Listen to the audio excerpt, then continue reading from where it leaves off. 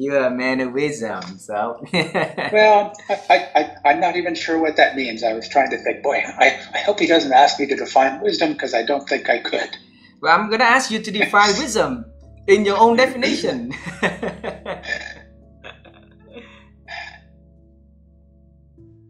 I'm not sure. Some random thoughts occur to me. It's being very clear about what's important to you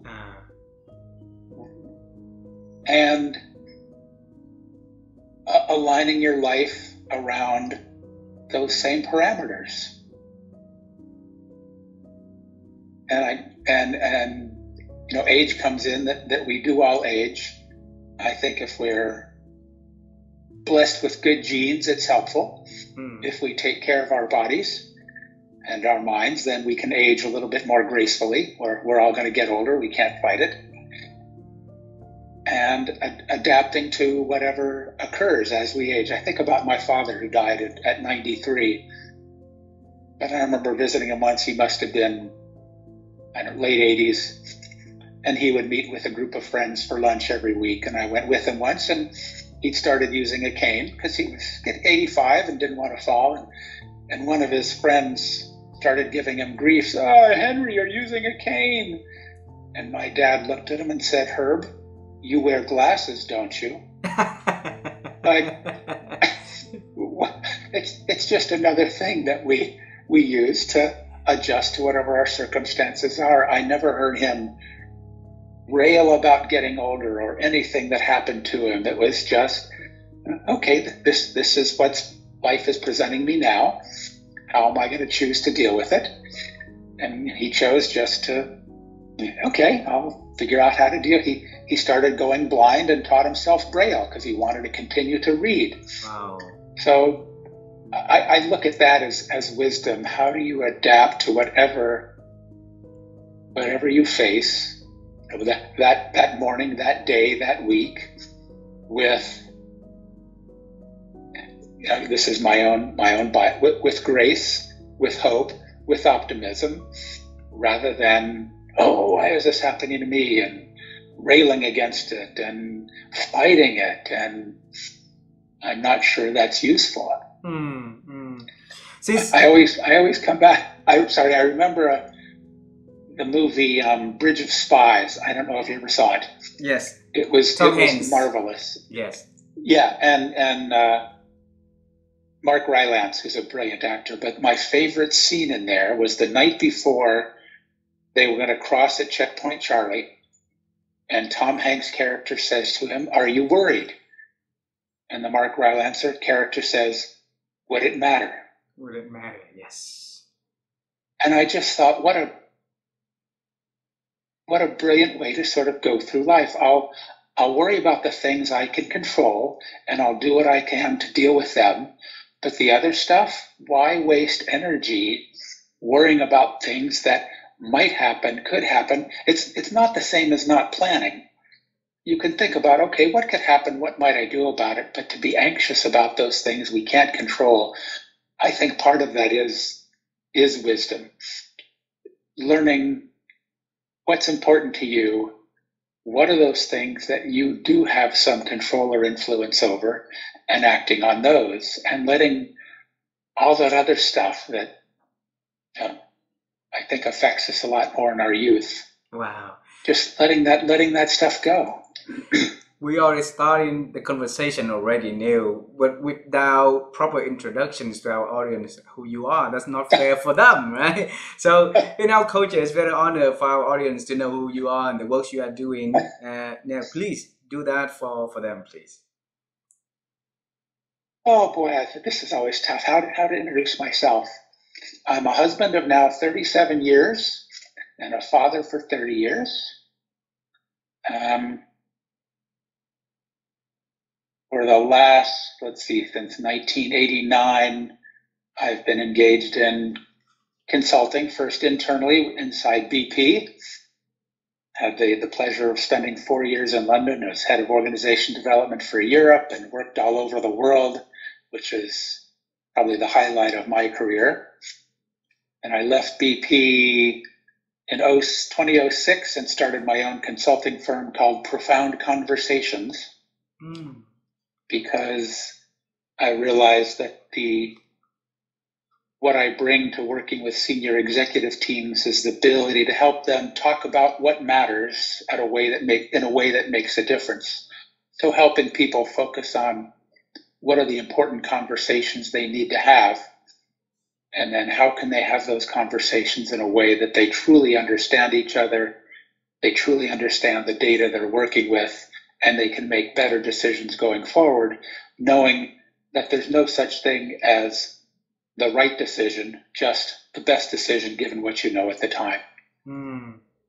So I've been on my own, and then I started with Bernard, this nonprofit about how do we help businesses prosper by doing good in the world, and did that for 3 years, and then I left. And for the last year, I've spent my, if you will, professional time coaching nonprofit leaders around the world and nonprofit managers through an organization called catchafire.org, which pairs expertise with nonprofits who need it. So I've worked with a brand new manager in California, an experienced manager in Cape Town. I'm starting today with a small nonprofit head in Sydney, working with all kinds of people, but it's always for nonprofits because they can't afford to pay for expertise. But to be able to work with these new managers and new leaders and help them develop and grow and the impact they can have on their nonprofits and then the world, I find incredibly rewarding. So I'm going to another pitch, catchafire.org. Catchafire.org. Is the nonprofit that catchafire, one word, .org, that pairs expertise with nonprofits who need it. Wow. And those managers and leaders so lucky to have you being their coach and mentor. And I'm sure about that. And vice versa, because one person said, well, don't they have to pay something? Because if you're not paying, you're not serious. And I said, that's just not true.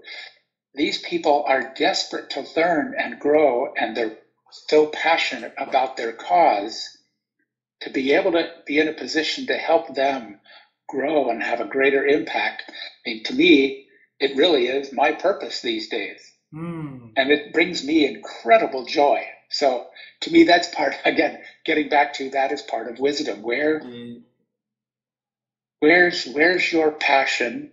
How do you match that with your strengths and your experience? And how can you find a way to well, in my case, I'm lucky to give it away for free.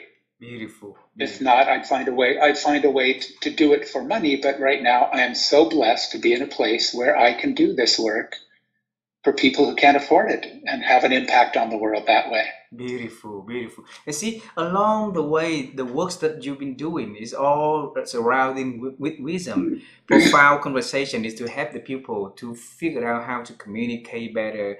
So communication is the basic for human to connect with humans, right? And your years of experience to help them bridge the gap to talk in different stakeholders and stuff like that. That is wisdom. Now catchafire.org is the organization that you pass that wisdom again to senior leaders and managers for them to lead or junior. Yeah, beautiful. Yeah, even brand new, the brand new managers, the first time they've ever managed.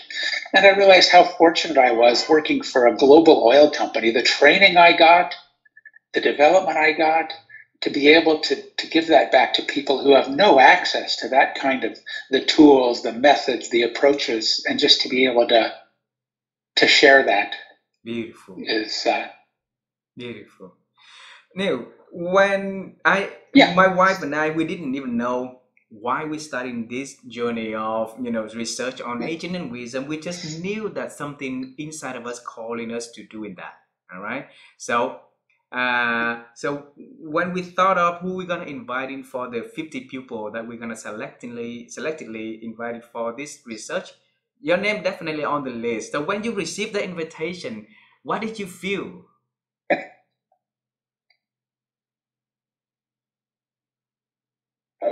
I'm going to come back to that question, but your thought triggered me that you didn't know why you wanted to do this, but you just said yes. To me, that's part of wisdom. That the ability to say yes without knowing what's going to happen or knowing why, trusting that intuition, something's causing me to say yes to this, and to know that it might not be where you're supposed to go, whatever that means, but the willingness to, okay, I'm going to go do this for a while and see it. Is this right? Say yes, trust your intuition to say yes. So that's exactly when I got your LinkedIn message. I will almost always say yes to these conversations. Wow. Because we spent what, an hour on the phone 2 years ago. Yeah. And I remember enjoying the conversation. You were interested in this whole approach of appreciative inquiry and strengths. So I will always say yes to a conversation, because you never know where they're going to lead. Beautiful. So a lot of people living their lives keep saying no to opportunities, saying no to something that new, to say no to something that don't know, and they don't know what they missed along the way. So how can you advise them to open the reservoir of saying yes, to explore the world and try newness?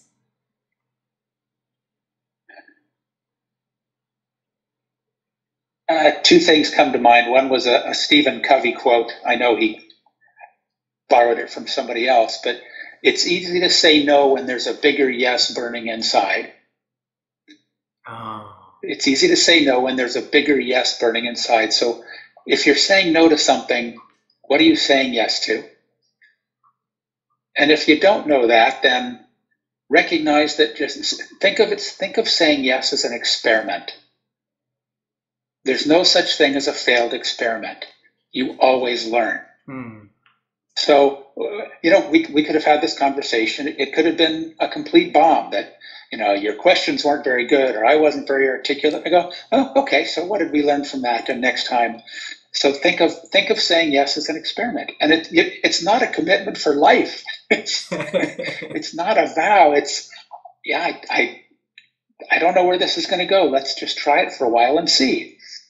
And if it works out, fine. And if not, oh, okay, that didn't work. What's next? What's next? What's next? So that I can't remember the name of the book, but for people approaching retirement, it can be a very scary time, especially for men who have put their lives into their work, and they don't have that work anymore. And the rate of heart attacks for recently retired men is huge. Wow. But the book was sort of around 100 things to try when you retire. You need a hobby. Well, I don't know what I'm interested in. Okay, try 10 things and see if any of them click. And if not, okay, try something else. You don't have to know everything beforehand to take that first step. Try stuff. Beautiful. Beautiful. That's wisdom, right? So I think yes, saying yes, except when you're getting married, is not a commitment.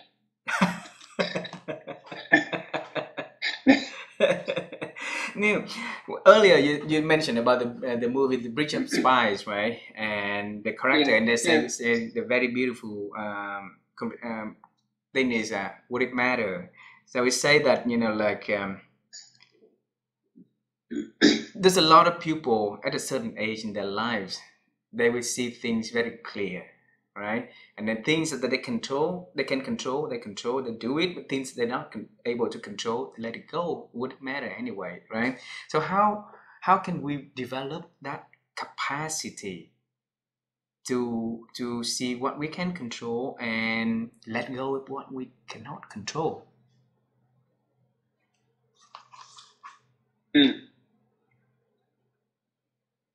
I don't know, but what's coming to mind is the power of reflection.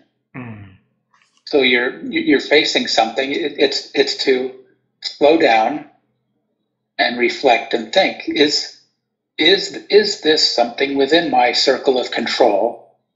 Meaning I can have direct impact on. Is it something within my circle of influence? oh, I can't change this directly, but if I talk to that person, maybe we can, or is it your circle? I forget the third circle. But there's a third circle out there, the circle of all the other stuff. I can't remember the right name. Or is it outside? There's really nothing you can do about it. And to be able to spend time thinking and reflecting, where does this issue fall on that? And if it's control, okay, now what are some things I could do to influence the outcome?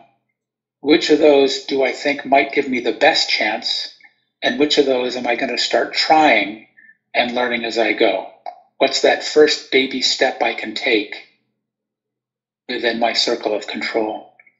But I think it's reflection first, and learning and planning, and then going ahead and taking that first step. Again, saying yes. Yeah. I'm gonna try this and see if it works. That scares me a little bit, Neil, because when we say that the circle of influence or circle of control is us, is we who draw that circle, right? What if we could have a bigger circle? What if we can have a really, really big circle, but we try to be so safe to circle, to put our circle in very small way.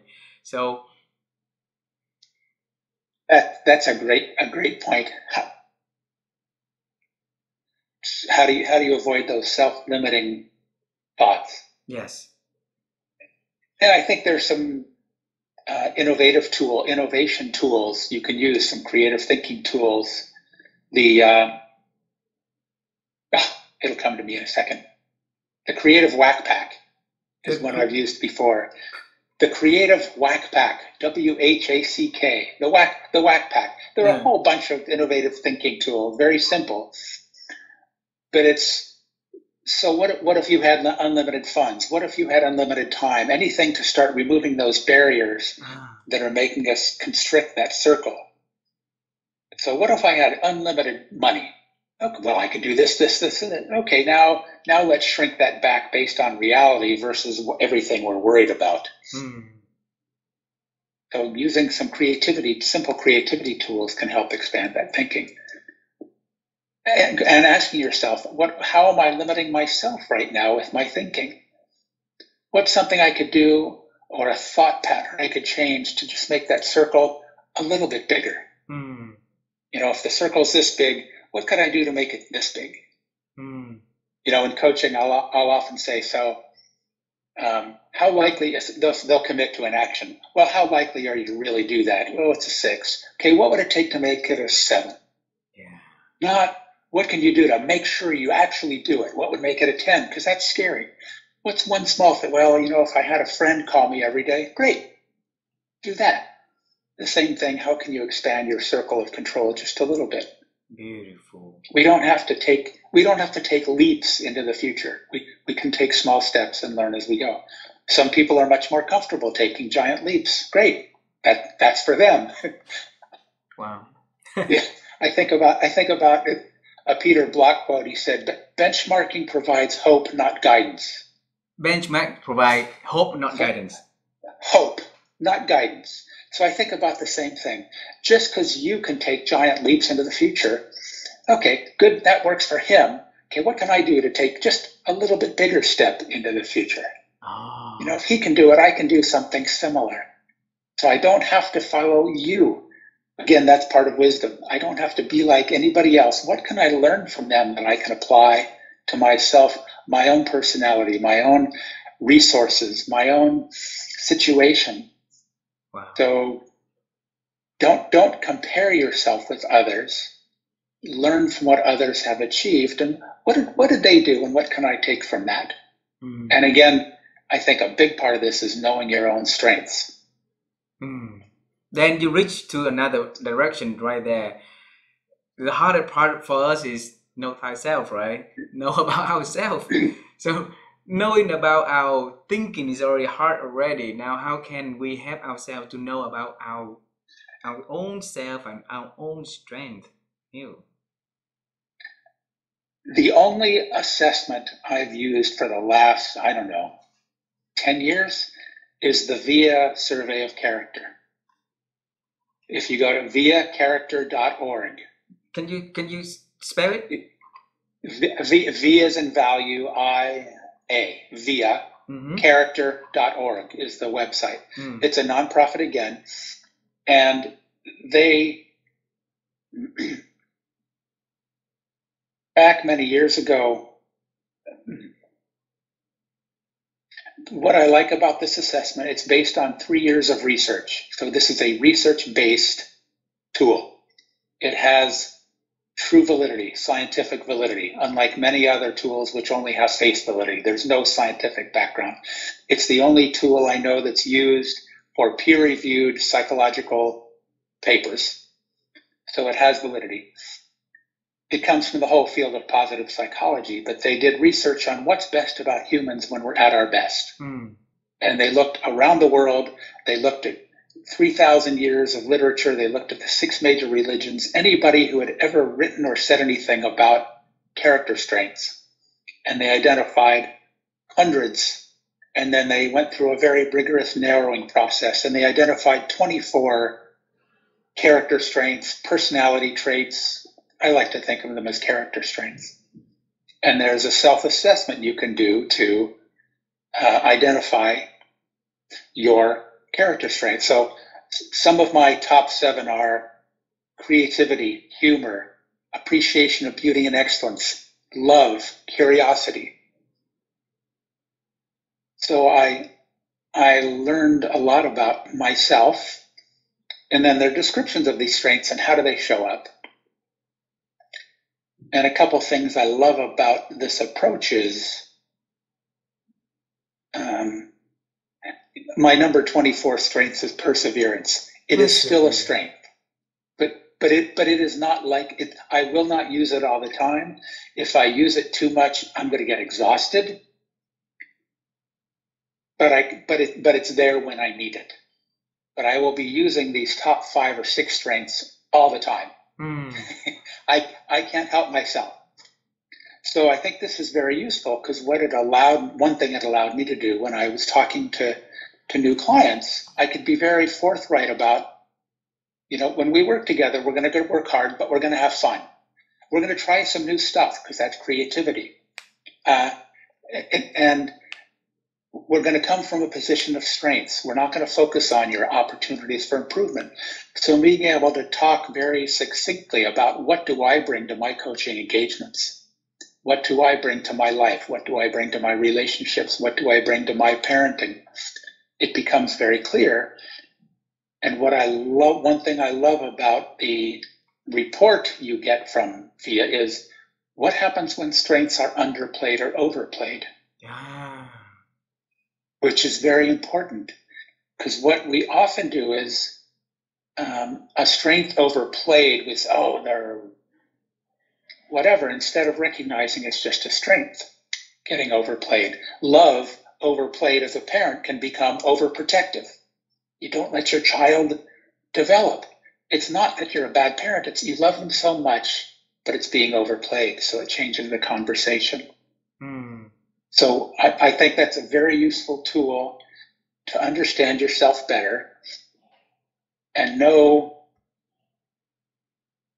what are the kinds of things that are going to let you use your strengths more of the time. Wow. And if we could redesign the workplace, so if you and I are on the same team, and if we can really understand each other's strengths, and we can think about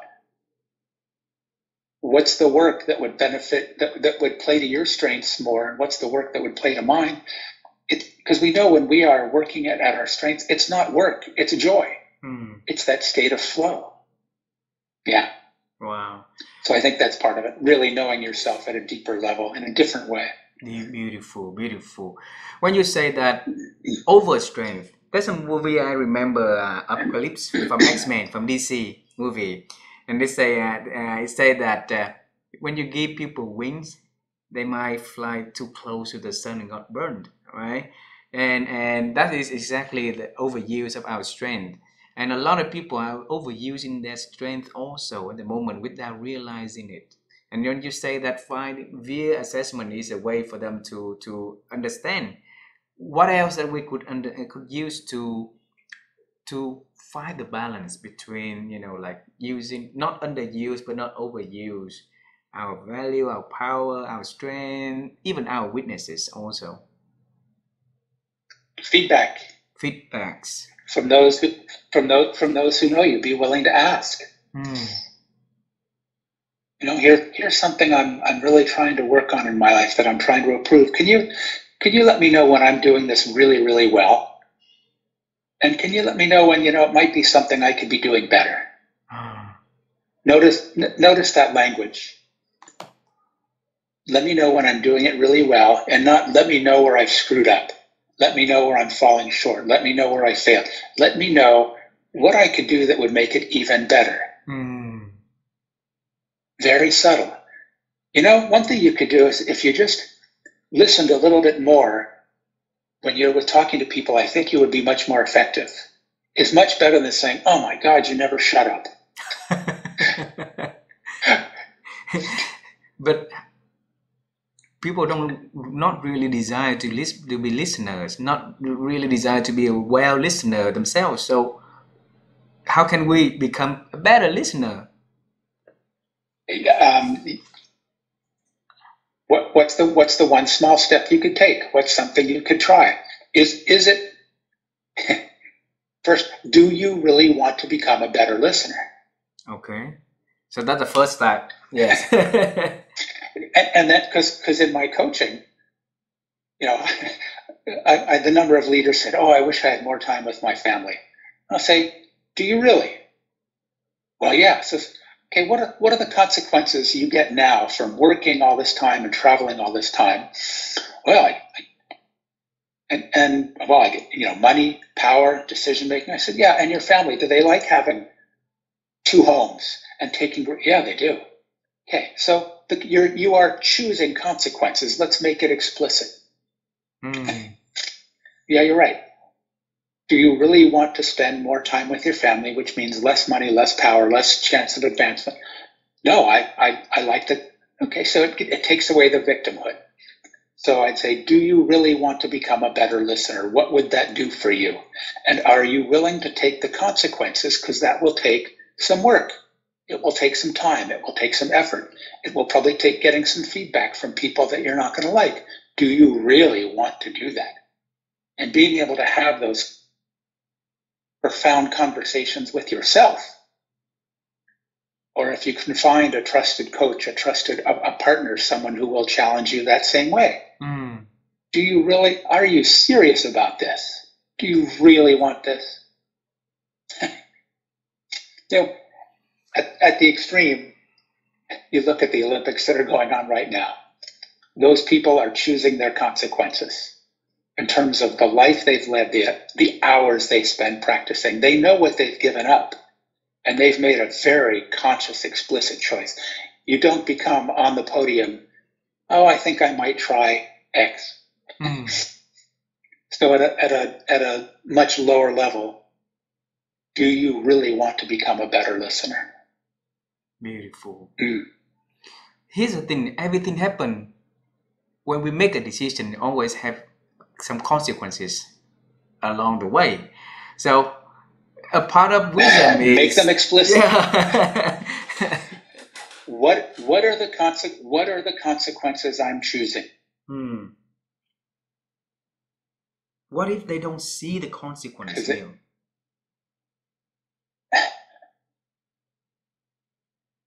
What do you mean? What if they're too focused on this area and they cannot see the consequence? Feeling like a victim. That's where I think in some cases therapy can be very helpful. Because our childhood patterns are there all the time, and they have a huge impact on us, and so they can be completely unaware of all these things. So I think therapy, a really close friend, a confidant, someone to help explore what's going on. I didn't say this was easy. So for you, if you get into that situation to make a decision and knowing there's consequences, what is your personal practice to think before you decide?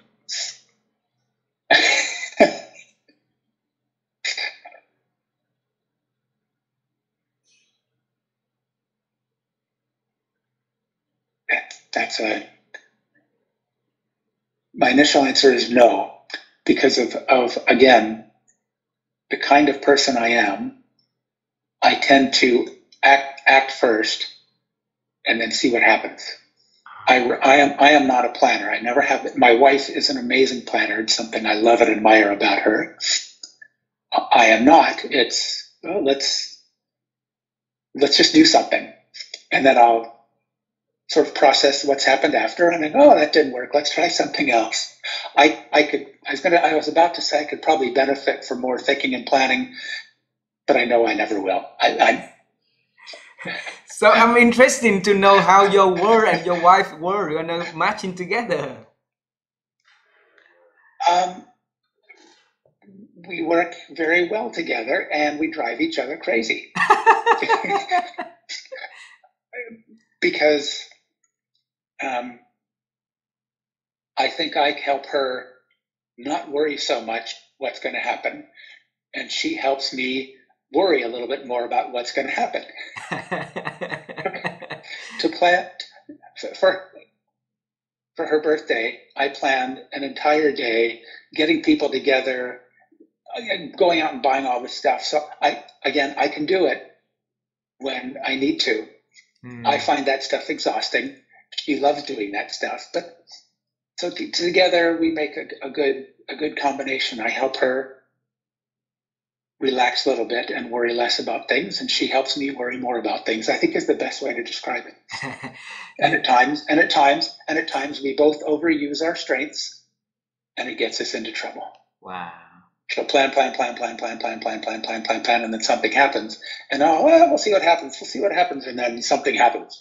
So I'll tell Vivian about this because I'm exactly like you. I let go with the flow and see how the experience you're gonna get. Where she planned everything into the very detail of it. So sometimes, like we got into a bit arguments about something that it really, not matter anymore. But hopefully by age, by time, then we're gonna accumulate enough wisdom to not get into that small little problem anymore. To let the little things go. Yes. Yep. Yeah, recognizing that they're almost everything is a little thing.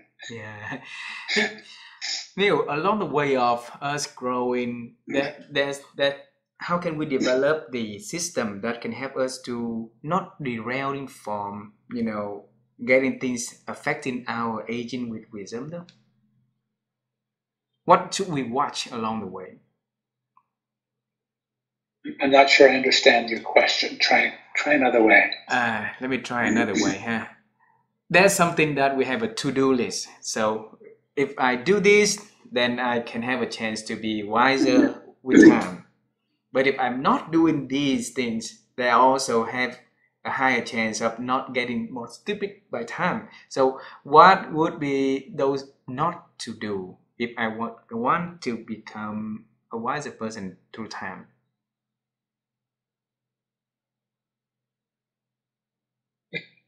It's so counter to my way of thinking now about what not to do versus what to do. Because as soon as we think about what not to do, that's what's in our brain. So what I would say, pay attention to yourself, to others. Pay attention to where do you find yourself most energized? What are those things you look forward to doing? Who are those people you look forward to seeing? And focus on those things and those people and those activities. And a lot of that's reflection. And one thing I've learned is when I do that and I think about, that person I really don't get a lot of energy for, guess what? We don't spend very much time together anymore. I realized I thought this person was a friend, but when I reflect, you know what? I don't feel energized when I'm thinking about meeting that person. So I don't spend time with that person anymore. Oh, I go to where I get more energy. So I think pay attention to your energy is really important. pay attention to our energy, right? So where it gives us joy, happy, things we're excited to do. Yeah. Yeah, I'd say it's even simpler. What gives you energy? Mm. When you wake up and you look at your calendar, can't wait for that. Oh, that one. But we all have those things that take energy, and that's life. But what are those things that we know when we leave? Like conversations like this, I leave them so much more energized Me than when we too. start. Thank you. That's what gives me energy. That's what gives me energy. And those people that I find I leave the conversations more energized is where I want to spend time. Wow. Wow. In terms of, And in terms, sorry, yeah, just to emphasize again, I think the biggest thing is learning to say no learning to say no. Why is that a to those discipline? things that to those, because they become time sinks to those things that don't give us energy. Hmm. So you say You know, with times. I've had requests to do some work at our synagogue, and I know, you know what, no, but I can say no because I have a bigger yes burning inside. So learning that it's okay to say no. Earlier you For mentioned some about, people, that's yeah. very hard. Earlier you say that you use the phrase from Stephen Covey, right? You said that say no if you have a bigger yes inside of us. Correct. Then the question is, how can we build that bigger yeses inside of us? I think the yes is, where do you find energy? Hmm. That's why I said no to working on that with the nonprofit with Bernard, because I realized that wasn't the level I wanted to work, and the things we were doing weren't giving me energy. So I was able to say no to that because I knew, for me, it's those more intimate conversations and intimate interactions at a smaller level, individual, team, organization, that give me the energy. So I could say yes to that. So that's why I could say yes to doing all this coaching for free internationally with Catch a Fire, because I know every one of those conversations I leave more energized. I want to pick your Pay attention to what gives you energy. I can't say it enough. Absolutely, but I need to pick your thinking on this one. Sure. You know, let me become a devil advocate in here, okay? Because positive energy come in many different forms also.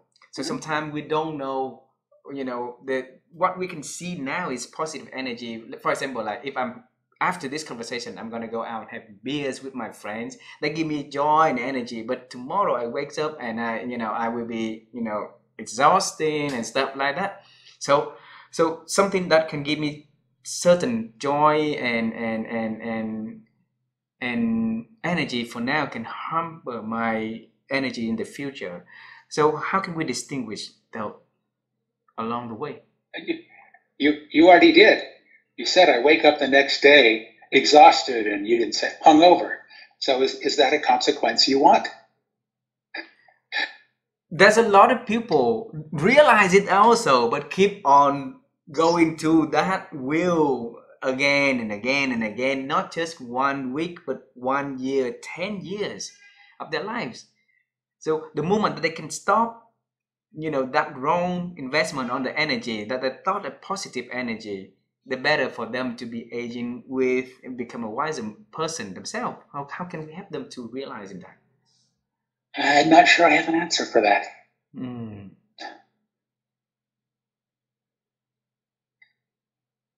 I'm not sure there's anything wrong with going out for beers with friends. if you're doing that at the exclusion of everything else that gives you energy, I mean, again, we're not talking 100% of your life living in joy. I think that's unrealistic. My guess is if we could have 50% of our lives living in that space, it would be amazing. I don't, is it 70? Is it 80? I don't know. So what can you do to increase from whatever you are now 5% more joy, Wow. 5% more energy. So again, it's small steps. You don't have to give up everything. So the next question is about you. Okay. So if Neil at 30 years old, Neil at 50 years old, and Neil a week ago 70 years old, happy belated birthday anyway. Congratulations. I'm sorry. So what would be the difference between that three stage, 30, 50, and 70 of your life? The easiest one is worrying a lot less about what other people think of me. In my 20s and 30s, that was a big, so I was always worried. How am I doing? How am I looking? What do people think? And now, I won't say I don't care at all. I do, but it's a lot less important. Is there any specific reason for that? I think that does come with age. I'm not sure there's a shortcut. I'm sure there is. It wasn't for me, but I think it's very common for younger people to be worried about that stuff. And maybe that's just part of naturally aging. Maybe it serves a purpose. I don't know. I don't know the answer. So when you think less of how people think of you, how do you feel?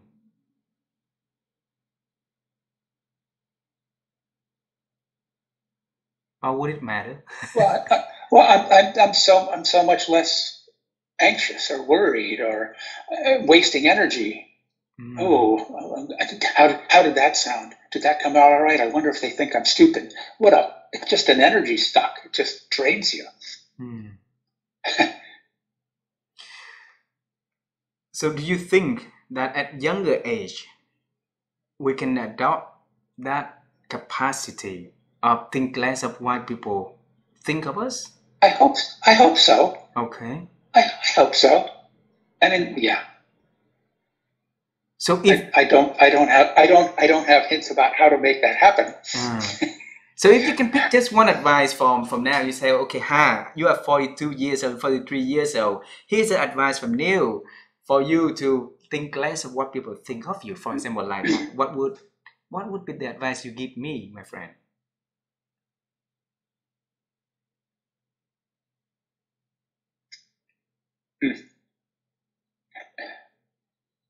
The first I had a question that came to mind. I want to say, well, why do you care so much?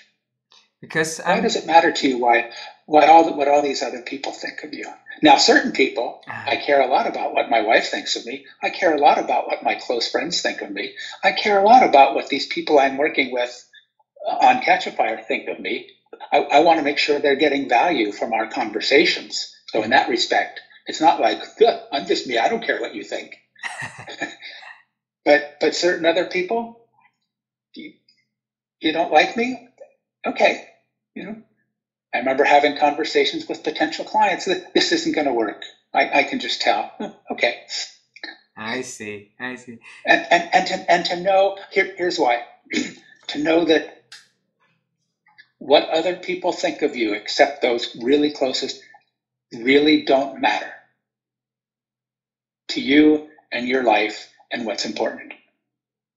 Only the people close to us matters, right? If you have a boss, well, yes, it matters what the boss thinks of you in terms of your professional competence. You'd be stupid. No, I don't care. This is just who I am. I'm not. But everybody, all these others, and in other settings, that doesn't really matter. So they don't think as highly of you. Does it really affect you and your life? And if the answer is no, but I want people to like me, well, then that's probably some therapy that you need to be able to deal with that, because that's at a deeper level. That's concerned me a lot, Neil, in the past couple of years, when there's a whole notion of be yourself and, corporate keep promote people to truly, be themselves. I believe that is good, but if too much of promotion, the people will forget about the boundaries, forget about, how the operation is supposed to be, how the hierarchy is gonna be, and they just, I don't care about my boss, I just be myself and stuff like that's not gonna work.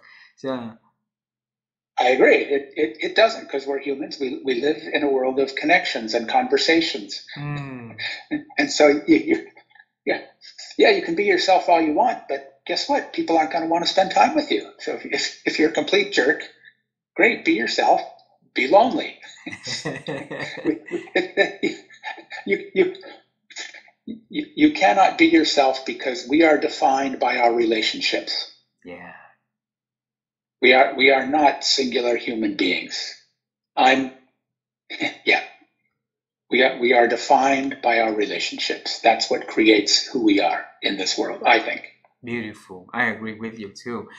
I have a few more questions for our conversation today, Sure. Neil. So the first one is, we talked about the not to do already. Okay. So now we talk about the to do thing. So what do you think that we need to do every day to help us to expand our capacity to be wiser?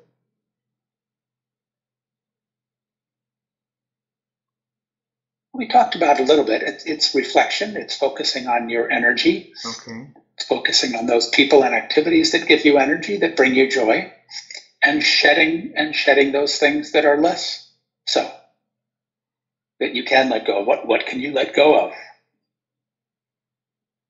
So yeah. I'd say physical health is very important. It's hard to age well when you haven't taken care of yourself and things are happening to you, because it takes a lot of energy to heal. So the more proactive you can be in taking care of yourself, not to the extreme. I do exercise. I eat reasonably well, but I like pizza. I like ice cream. I don't deprive myself, but I don't want to live to be 120. But my mom died last year at 101. So I think I'm going to live a long time, but I want to make sure I'm able to enjoy those years. So take care of yourself mentally, physically, emotionally. And to me, it still comes back to energy, because our physical health has so much to do with how much energy we have and can share. I like the phrase, the part you just said, that being able to enjoy our life, right? So for you, what did you do to make yourself enjoying your life, Neil?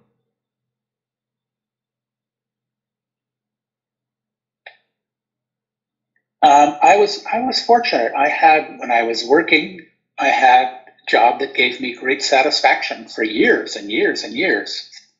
And then when I went out on my own, I was able to deal with clients that I wanted to work with. Again, people I wanted to be in relationship with, who were performance driven and yet cared about people and were willing to experiment. So I was able to create work that gave me joy and also gave me a chance to travel all over the world, which brings me joy. I like to exercise. I like to cycle. I like to hike. I like to swim. So I do things and being outdoors is critical to me, and I know that. So I spend a lot of time outside. So it's funny, it keeps coming back to everything I've said to you, I know gives me energy. If I'm inside too much, it's draining. It doesn't take much, just a quick walk outside, and I feel better. So I know other people, that's not true. Outdoors isn't as significant. For me, it is. That's why I asked about you. Yeah, I know. And as I'm talking, I realize what do all those things have in common? They all give me energy. Wow. And I hope that our listeners who listen to this conversation will be able to find a list of things that give them the energy that they want, and doing it more, do it often, doing it when they like it, to give them a life of enjoyment. So that's important, right? Two last questions, okay? And the last time that we met, I didn't have a chance to ask you about a project that we would want to. We've been doing it for 4 years. Is to help people to improve their ability to think. because we believe that every good change will start by our ability to think. If we think well, then we can come up with better ideas. Then we execute well, then it can lead into something better. All right. So put it in a positive energy, positive way. So how over the years, how have you been improved your ability to think?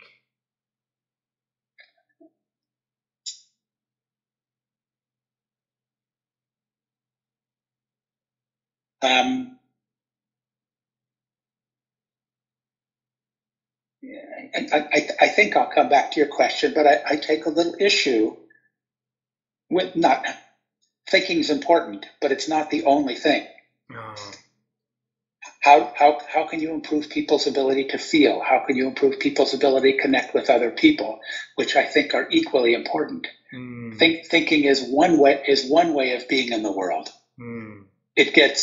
I think it gets too much attention at the expense of all those people who feel their way in the world. And connect socially is how they are in the world. So I think, so you can tell I'm a thinker as well, because I use the word I think, not I feel. It's very tough. The language is very telling.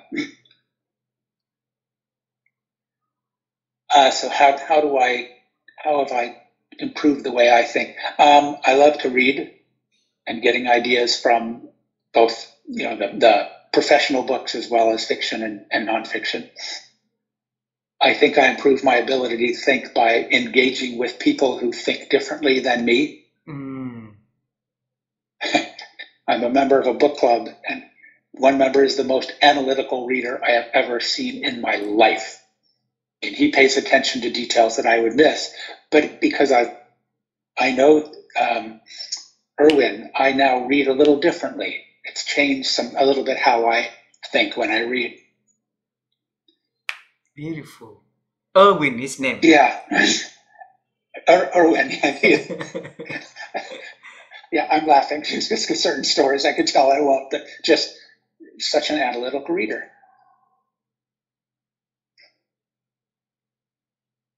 I think the ladder of inference is probably the best tool to help us think differently and recognize how quickly are you familiar with the ladder of inference? No.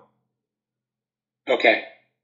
I'll send you a paper about it, but it explains that we are meaning-making beings as humans, and with very little information, we jump up to the top of our ladder and reach a conclusion.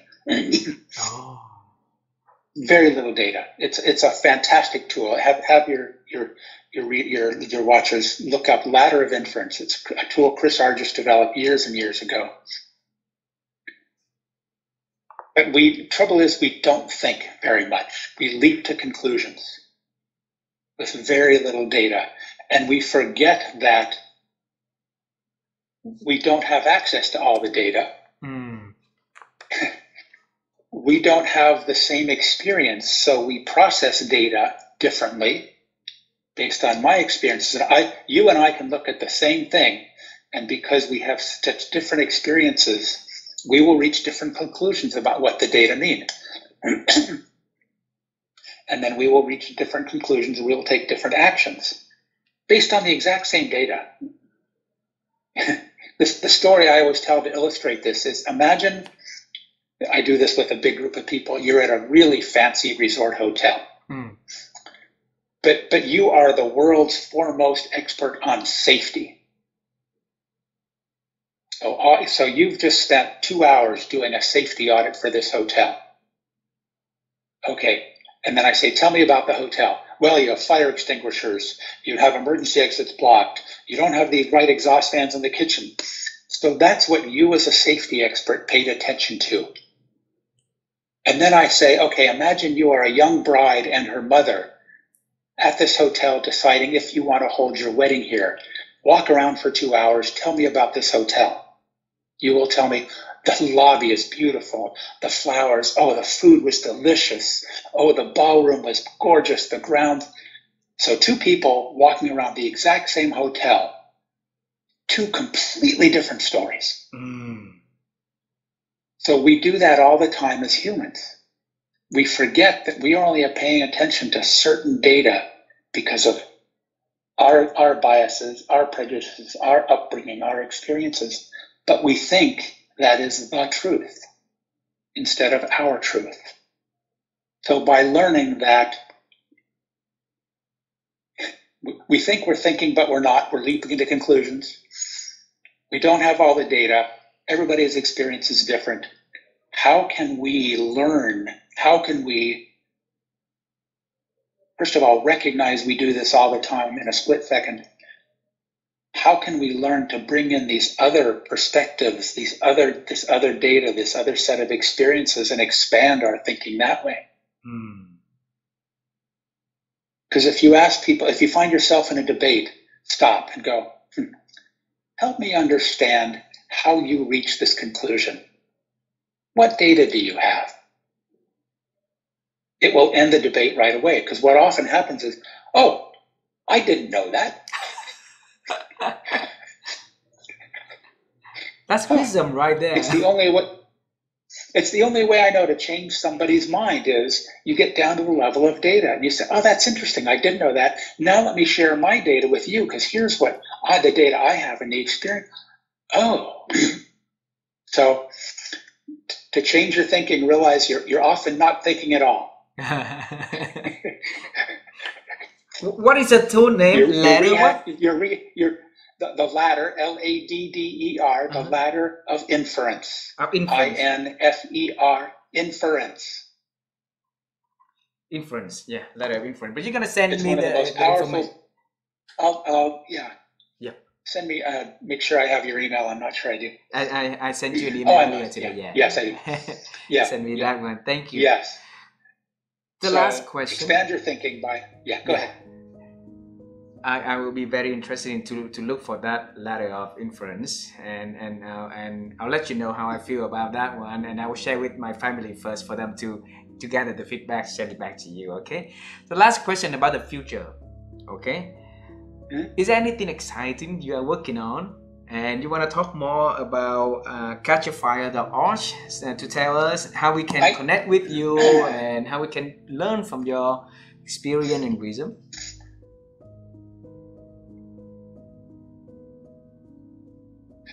Yeah, Catch a Fire, doing this one-on-one coaching for nonprofits is really where I'm spending a significant part of my free time these days, because it's so impactful and energizing, and it brings me joy, and it brings these other people, it helps them develop, it brings them more power within their organizations. So it really is changing the world one person at a time through their organizations. So I'd say if anybody has any capacity, because what I love about this, it's on your own schedule. You can commit to as much or as little depending on what the need of the organization is. Some can be a 1-hour phone call. Some can be, a phone call for an hour every week for a few months. So it's not a huge commitment. So I can't recommend enough that if you have any spare capacity, to share that with others who need some support. And you can imagine nonprofits need help in 35 different areas, from accounting to social media. Yeah. So there's a spot there for everybody to share their expertise and experience with an organization who needs it. So only open to NGO. It's all nonprofits. Yeah, it's only nonprofits. So you're not donating your money to somebody who can pay for it. Oh, okay. Got it. Yeah, it's only nonprofits who can use this. Yeah. Got it. So if you're looking to make money consulting, this isn't the way to do it. Yeah, thanks a lot for the opportunity to see you again, and I hope that you will enjoy and I know for sure that you're gonna enjoy your trip to Japan. It's a beautiful country with a lot of things for you to see, and I hope one day we're gonna meet in person, my friend, and that would be wonderful. I look forward to that. And let's not another 2 years. Let's not let another 2 years go by before we talk. We can talk just to find out what's going on. Absolutely. Because next time I want to interview you and find out what you and Vivian have been working on and the impact you're having. So next time we're going to flip the cameras. Absolutely, absolutely. I will be so happy sharing the journey that my wife and I've been doing. Yeah. All right. I look forward to it. You Take too. care. You take care. Bye bye. Bye bye. Bye bye.